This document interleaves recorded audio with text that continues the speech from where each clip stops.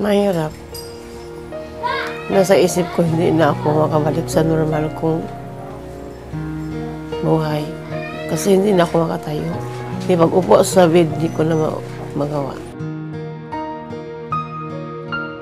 Kamakailan lamang ay halos isang buwang nanatili si Carmencita sa ospital dahil sa pagkakastroke. Hilong-hilo, kahit nakatulog, hilong-hilo pa rin. Suka ng suka. Tapos hindi ako makatayo. Kung sa makatuwid, naging bedridden ako sa ospital. Nailabas man sa ospital, hindi pa din tuluyang bumabalik ang dating lakas at sigla ni Carmencita. Hindi po ba kayo nawalan ng pag-asa kung nagaling po kayo? Minsan nawalan. Kaya pala ang text ko sa mga pastor na pag-i-pray over niyo naman ako. Parati kong tinatawag si Rod nila, kailangan kong pray over. Para naman maligtas ako sa huling sandali.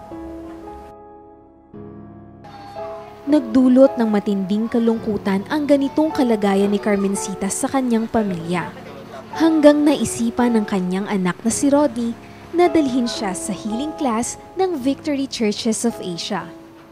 Doon ko nakita na doon kaya niya na tumayo dahil ang galing ni Lord sa buhay niya. So ang galing nang nangyari sa kanya doon. Dahil doon nagkaroon ng faith si Mama, nag-stand siya sa sarili niyang faith kay Lord. Parang dahan-dahan na nagkaroon ako ng kakaiba sa sarili ko.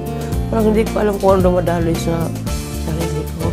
Hanggang yung pang last na, hinatayo ako kung anong masabi ko.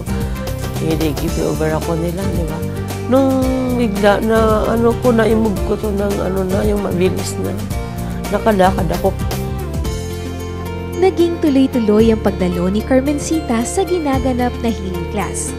At doon, ipinaramdam sa kanya ng Panginoon ang milagro ng pagpapagaling sa kanyang karamdaman. Ilang araw lang ay tuluyan ng bumalik ang kanyang dating lakas.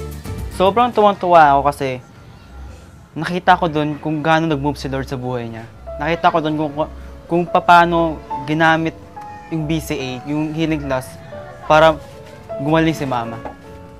Malaki bang pasalamat ko sa Panginoon sa nangyayari at pagpagaling niya sa akin.